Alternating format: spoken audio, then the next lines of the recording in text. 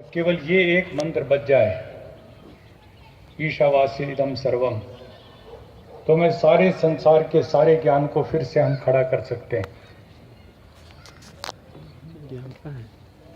आदरणीय संन्यास वृंद और साथियों, आज हम लोग जब यहाँ पर खड़े हुए हैं कुछ आत्मचिंतन के लिए और कुछ भविष्य की रूपरेखा बनाने के लिए, तो हमारे सामने जो पथ प्रदर्शक अभी सब ये अपने अपने ग्रुप की रिपोर्ट दे रहे थे, 1, 2, 4 की मैंने भी सुनी।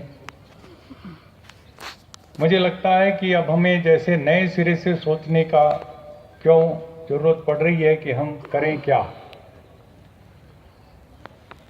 जब सब कुछ बना बनाया राजमार्ग हमारे पास है। कंटका कीर्ण मार्गों को साफ करके महर्षि दयानंद ने अपने उत्सर्ग और बलिदान से और आने वाली पीढ़ियों ने अपने बलिदान से उसको बिल्कुल राजमार्ग बना दिया। तो उसके बाद फिर भी हमें ये भ्रम बना हुआ है कि हमें क्या करना चाहिए। इस पर जरूर हमें थोड़ा सा रुक करके आत्मचिंतन करना चाहिए। जहां पर रुकावटें आई हैं उनको तो दूर करना जरूरी है, लेकिन नया हमें कोई ऐसा मौलिक चिंतन करके कि हम कोई नई बात शुरू करें, मुझे नहीं लगता उसकी कोई जरूरत है। महर्षि दयानंद ने आर्य समाज की स्थापना करके जो 10 नियम बनाए और जिसका स्मरण अभी हमें कराया आदरणीय सोमवेश जी ने, सोमदेव जी ने, जिस समय उसकी स्थापना हो रही थी मैं उस आर्य समाज में गया हूं, उसको काकड़बाड़ी आर्य समाज बोलते हैं। वहां पर एक पत्थर लगा हुआ है प्रवेश के पास, और पत्थर में उन लोगों के नाम लिखे हैं जिन्होंने उस समय दान दिया उस आर्य समाज के निर्माण के लिए। और आपको जान करके आश्चर्य होगा, शायद आर्य समाज के इतिहास का सबसे बड़ा एक व्यक्ति का दान, 1 नंबर पर सबसे पहला दान महर्षि दयानंद की उपस्थिति में अल्लाह राखा रहमतुल्लाह सोनावाला, एक मुस्लिम सज्जन का दान है। 1875 के 7 या 10 अप्रैल को वो 5000 रुपए का दान करते हैं। आर्य समाज के 27 नियम बने थे उस समय, 28, लेकिन उनको काट छांट करके 10 नियम जिनको हम सब जानते मानते हैं, उनकी रचना लाहौर में एक मुस्लिम डॉक्टर के यहाँ हुई। वहां स्वामी दयानंद जी 40 दिन तक का उनका प्रवास था।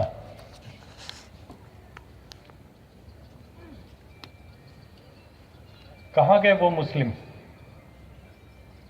स्वामी दयानंद जी जब जोधपुर में आए तो उनके रहने का जो मकान, हमारे राजस्थान के साथी बताएंगे, जो कोठी दी गई है आर्य समाज को, हाँ, फैजुल्ला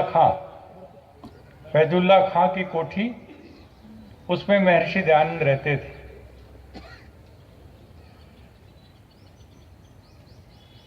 एक एक चीजों को मैं देखता हूं तो मुझे हैरानी होती है कि आर्य समाज जो इतना उदार था, इतना विशाल था, मानवता को अपना परिवार मान करके चल रहा था, इसके प्रवर्तक, इनके विचार, संसार का उपकार करना इस समाज का मुख्य उद्देश्य है। उसमें कहीं भी कोई सांप्रदायिकता की गंध नहीं है, उसमें संकीर्ण राष्ट्रवाद की गंध नहीं है। जिन वेद मंत्रों को हम पढ़ते हैं उसमें भारत माता की कहीं चर्चा नहीं है, उसमें वेद माता और भूमि माता की बात है। माता भूमिम पुत्रोहम पृथिव्या। वेदों में कोई इतिहास नहीं, कोई भूगोल नहीं, डंके की चोट महर्षि दयानंद ने कहा। और आज जब भी कोई बात करते हैं तो हमारे अंदर कहीं संकीर्ण राष्ट्रवाद या कोई हिंदू सांप्रदायिकता कहीं ना कहीं घर आज कर लेती है। इतने बड़े सम्मेलन में हम ढूंढने के लिए भी निकलेंगे यहाँ पर। अभी थोड़ी देर पहले, जैसे कल उद्घाटन के समय किरणजीत सिंह जी ने अपना भाषण दिया और याद दिलाया कि कैसे एक सिख परिवार था अर्जुन सिंह का, और वो आर्य समाज में दीक्षित हुए। और वो अकेले नहीं थे, सैकड़ों सैकड़ों सिख परिवार कड़ा केश कंगा कच्छा भी रखते थे और आर्य समाज की दीक्षा लेकर के काम करते थे। अभी अभी हम सरदार भगत सिंह कहते हैं, तो क्या हुआ? सिख कहाँ गए, कहाँ हैं? ढूंढिए नजर उठा करके। हम क्यों बन गए एक संप्रदाय? दूसरे लोग संप्रदाय बन सकते हैं, लेकिन आर्य समाज के लिए कोई गुंजाइश नहीं है। महर्षि दयानंद की सारी चिंतन सरणी में केवल और केवल एक ही बात है, ये मत मतांतर जितने ज्यादा बढ़ गए, इनकी वजह से सत्य का लोप हुआ है। आओ सारे विद्वानों मिल बैठ करके सत्य और असत्य का फैसला करो और ये मतांतर संप्रदायों में बटी हुई दुनिया को एक करो। सारा चिंतन का मूल इतना ही है महर्षि दयानंद का, सत्य का आग्रह करते हैं वो। और 10 नियमों की व्याख्या जब मैं पढ़ता हूं तो मुझे लगता है कि इससे बड़ा कोई भी दर्शन, कोई भी विचार, कोई भी कार्यक्रम मूलक कहीं पर मुझे ढूंढने की जरूरत नहीं है। जब संसार का उपकार करना इस समाज का मुख्य उद्देश्य है और शारीरिक, आत्मिक और सामाजिक उन्नति करना, तो मैं आपसे सीधे पूछना चाहता हूं कि क्या शारीरिक उन्नति बिना राजनीति के कर सकते हैं आप? लोगों के रोटी कपड़ा मकान, आर्थिक समस्याओं का समाधान बिना राजनीतिक सत्ता अपने हाथों में लिए आप कर सकते हैं? जिस शराबबंदी की बात आप कर रहे थे उसको क्या आप लागू कर सकते हैं बिना सत्ता अपने हाथ में हुए? आंदोलन चलाइए आप, हमने भी खूब आंदोलन चलाया, लेकिन हरियाणा में जब बंद हुआ तो चौधरी बंसीलाल मुख्यमंत्री बने और शपथ लेते उनको बंद कराया। जिस धरती पर हम यहां बैठे हैं, एनटी रामाराव मुख्यमंत्री बने और उन्होंने शराबबंदी लागू की।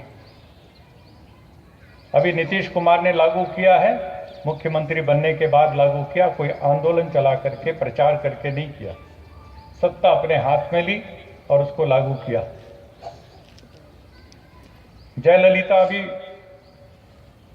मरने से पहले जब मुख्यमंत्री पद की शपथ ली तो 500 शराब की दुकानें बंद की। केरल के अंदर शराबबंदी लागू है क्योंकि वहां कांग्रेस पार्टी की जब सरकार थी उसने फैसला किया और उन्होंने उसको लागू किया। मतलब बिना सत्ता के, बिना राज्य के, बिना शक्ति के कोई भी इस प्रकार का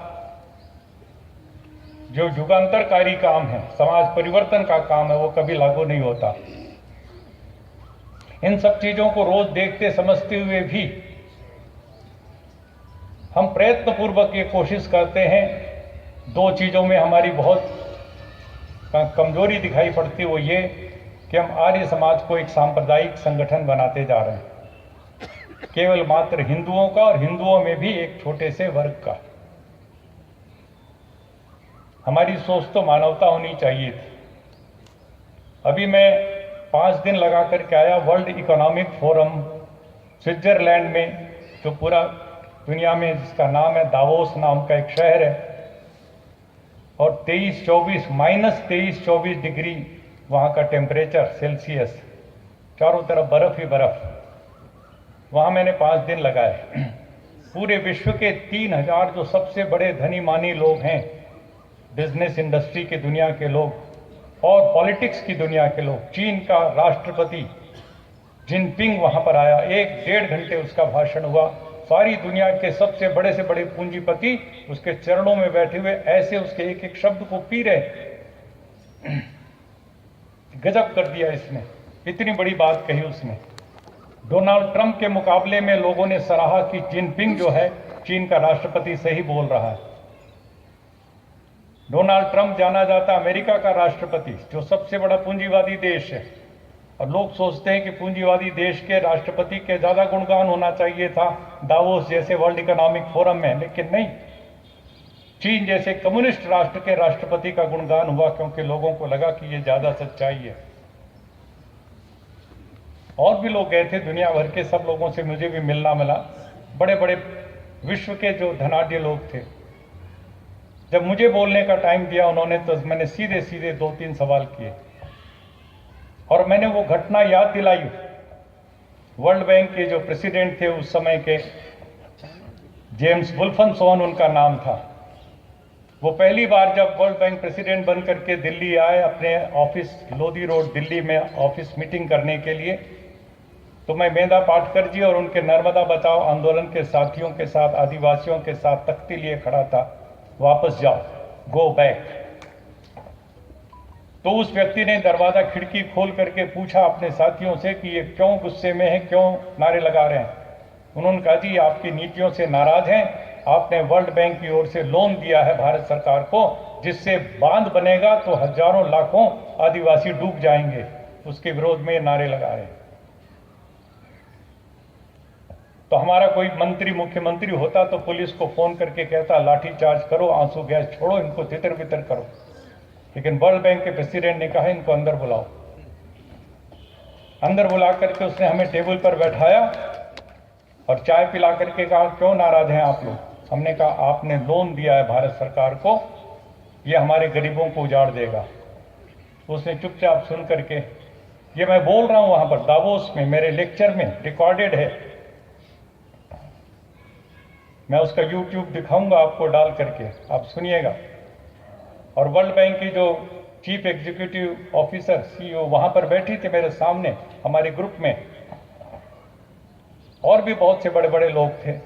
तो वहां पर मैंने ये बात उसको सुना करके कहा कि जब वो गए वॉशिंगटन डीसी तो वहां से उन्होंने पूरा लोन कैंसिल कर दिया। सबसे पहला सबसे बड़ा लोन वर्ल्ड बैंक ने कैंसिल कर दिया। हमारे आश्चर्य की सीमा नहीं रही, ये कैसे हुआ। उसके 6 महीने के बाद मुझे बुलाया अपने ऑफिस में, बिजनेस क्लास का किराया देकर के दिल्ली से वॉशिंगटन डीसी, और वहां बहुत शानदार तरीके से मुझे ठहरा करके अगले दिन पूरे वर्ल्ड बैंक के ऑफिस में कोई 18 बड़े से बड़े उनके अधिकारी बैठे सामने, और बिल्कुल टेबल के दूसरी तरफ मैं अकेला। आज से 15 साल पहले की बात मैं बता रहा हूं। और उसने मुझे पूछा कि why are you criticising our globalisation, क्यों इसका विरोध करते हैं। मैंने कहा mister president, your globalisation is nothing but glorification of greed as god. आप जिसको भूमंडलीकरण ग्लोबलाइजेशन कहते हैं, ये लालच का महिमा मंडन करके आपने लालच को परमात्मा के रूप में पेश कर दिया। लालच जो कि एक बुरी चीज है। वो एकदम सन्नाटे में रह गया। उसने कहा क्यों, क्या मतलब है आपका। मैंने कहा बिल्कुल मेरा मतलब है, हम इस धरती को मां कहते हैं, माता भूमि पुत्रोहम पृथिव्या, और इस धरती पर रहने वाले एक एक बच्चे का, आदिवासी का बच्चा हो चाहे हिंदू का, मुस्लिम का, किसी भी दुनिया, उसका पूरा अधिकार है। जैसे मां के दूध पर बच्चे का अधिकार होता है, ऐसे प्रकृति के सारे संसाधनों पर एक एक इंसान का अधिकार। वैदिक दृष्टि ये है। और आप ठीक उल्टा काम कर रहे हैं। आप प्राकृतिक संसाधनों का निजीकरण कर रहे हैं, प्राइवेटाइजेशन ऑफ नेचुरल रिसोर्सेज कर रहे हैं, और बड़ी बड़ी मल्टीनेशनल कॉर्पोरेशन को सौंप करके कह रहे हैं इसमें कितना मुनाफा कमा सकते हो कमाओ। Not just profit but profiteering has been allowed by you, your policies. मैंने कहा आपने सब चीजों के ऊपर दाम लगा दिया, प्रकृति के ऊपर दाम लगा दिया, प्राकृतिक संसाधनों पर दाम लगा दिया। You have fixed A price tag and the rich and the powerful are being allowed to throw the money at you and buy away the natural resources. अपने कब्जे में ले लेते हैं, अपना प्राइवेट संपत्ति बना लेते हैं, उससे मुनाफा कमाते हैं, और सारी प्रकृति का दोहन करके, शोषण करके, निर्ममता के साथ उजाड़ करके संकट खड़ा कर देते हैं आने वाली संततियों के लिए। जब मैंने ये बात कही शक्ति के साथ, तो बिल्कुल उसको असहज होकर के वो कहता है व्हाट इज योर अल्टरनेटिव। मैंने कहा yes we have an alternative. मैंने कहा हमारा अल्टरनेटिव है वसुधैव कुटुंबकम। अब उसकी समझ में नहीं आया तो मैंने कहा मैं इसका अर्थ समझाता हूं। The whole world, the earth a family, पूरी पृथ्वी, पूरी धरती एक परिवार है।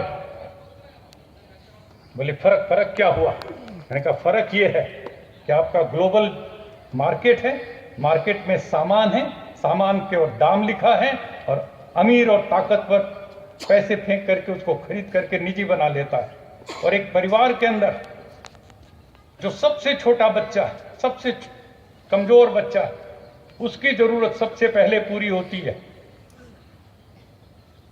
उसको दूध चाहिए तो, दवाई चाहिए तो बच्चे की जरूरत सबसे पहले पूरी करेगा और कमा करके लाने वाला व्यक्ति अपना हिस्सा सबसे बाद में लेगा, तब परिवार चलता है, वरना परिवार 3 दिन भी नहीं चल सकते। मैंने कहा इस सिद्धांत को लागू करो पूरी दुनिया के ऊपर। जो दुनिया के सबसे कमजोर लोग हैं उनकी इस जरूरतों को सबसे पहले पूरा करो, और जो सबसे धनवान है वो सबसे बाद में ले अपना हिस्सा, और सारी दुनिया के अंदर आप ये वसुधैव कुटुंबकम के आधार पर ग्लोबलाइजेशन लागू करो, हम आपका साथ देंगे। तब उसने मुझसे पूछा इसके लिए हमें करना क्या चाहिए शुरुआत, और वो बात मैंने अभी कही वर्ल्ड इकोनॉमिक फोरम में। उनको पसीना आ गया था जब मैंने वर्ल्ड बैंक के प्रेसिडेंट को कहा। मैंने कहा आपने दुनिया के सामान एक देश से दूसरे देश में बेचने के लिए, अभी हमारे देश का किसान मर रहा है, आत्महत्या कर रहा है, और नरेंद्र मोदी की सरकार ड्यूटी घटा रही है, जो इंपोर्ट ड्यूटी है। उसका नतीजा ये हो रहा है कि बुरी तरह से हमारे किसान बर्बादी के कगार पर पहुंच रहे हैं। जिन किसानों की रक्षा होनी चाहिए थी, ड्यूटी बढ़नी चाहिए थी, लेकिन उसको नीचे किया जा रहा है। किसके? इन विदेशी वर्ल्ड बैंक जैसे ग्लोबलाइजेशन की नीतियों के दबाव के अंतर्गत।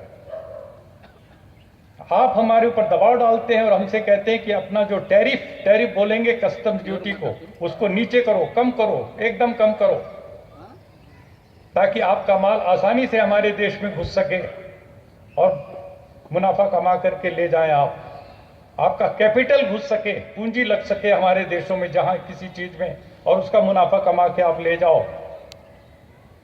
तो आप गुड्स और कैपिटल के लिए तो खुली आवाजाही की मांग करते हो, लेबर के लिए क्यों नहीं अलाउ करते? मनुष्य के लिए, मजदूरों के लिए तुम इसी प्रकार की खुली छूट क्यों नहीं देते? हमारा टैरिफ वॉल तो नीचे जा रहा है और तुम्हारा इमिग्रेशन वॉल ऊपर उठता जाना है।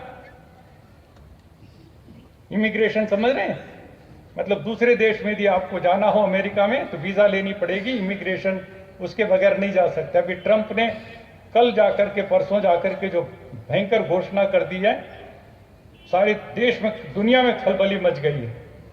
हिंदुस्तानी जो वहां पर नौकरी करते थे, बसे हुए थे कई कई साल से, पीढ़ियों से, वो अपने किसी छुट्टी या काम से दिल्ली आए या हैदराबाद आए, अब वो वापस गए हैं तो उनको जहाज में एयरपोर्ट से वापस भेज दिया।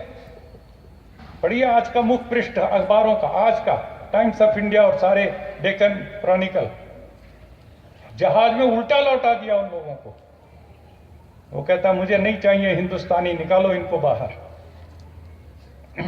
ये है दुनिया की नीति। अब हम लोगों को कहा गया था कि अंतर्राष्ट्रीय राष्ट्रीय विषयों के ऊपर अपने चिंतन में से कुछ निकाल करके दीजिए। मैं चाहता हूं आप लोग इस स्तर पर आकर के सोचिए। अपना कार्य क्षेत्र मत सोचिए किसी एक गली और एक मोहल्ले को, आप पूरे विश्व परिदृश्य के ऊपर अपनी नजर उठाइए। सारी दुनिया में किस तरह की गलत नीतियां चल रही, उसका प्रभाव पड़ रहा है। मेरा किसान यदि यहाँ विदर्भ में, मराठवाड़ा में आत्महत्या कर रहा है तो कहीं न कहीं उसके पीछे ये मोनसांटो और कारगिल जैसी बीज कंपनियां हैं, ये बड़ी बड़ी फर्टिलाइजर कंपनियां हैं, बड़ी बड़ी पेस्टिसाइड की कंपनियां हैं, जिनको ठूंसा जा रहा है हमारे किसानों की गर्दन के नीचे। कैश क्रॉप बोने के लिए उनको मजबूर किया जा रहा है और हमारा किसान बर्बाद होकर के उजड़ रहा है। और कोई भी सरकार, कोई पार्टी अभी तक उसने किसानों के साथ न्याय नहीं किया। महर्षि दयानंद 6वें समुल्लास में राजधर्म के प्रकरण में लिखते हैं, राजा ऐसा होगा, चक्रवर्ती राजा ऐसा होगा, न्यायाधीश ऐसा होगा, सेनापति ऐसा होगा, तमाम सब बातें लिख करके आखिरी में लिखते हैं राजाओं का राजा कौन? कहते किसान आदि परिश्रम करने वाले राजाओं का राजा। जिसको दयानंद राजाओं का राजा देखना चाहते थे, आज वो भिखारियों का भी भिखारी। कहां है आपके प्रोग्राम में किसानों के लिए आवाज उठाना? ये सामेदी जी बैठे, इनकी पत्रिका आज बांटी इन्होंने, मुझे देख के बहुत खुशी हुई। सामेदी जी कई सालों से कह रहे हैं कि हमें आर्य समाज की ओर से किसानों का आंदोलन चलाना चाहिए। हम नहीं चलाते, हम सोचते ये तो राजनीतिक पार्टी करेगी काम। कोई ट्रेड यूनियन करेगा, किसान यूनियन करेगा, हम क्यों करें? हमारा काम तो संध्या हवन करना है या और भी कुछ हवन जो करना होता है वो क्रांति की आग जलानी होती है।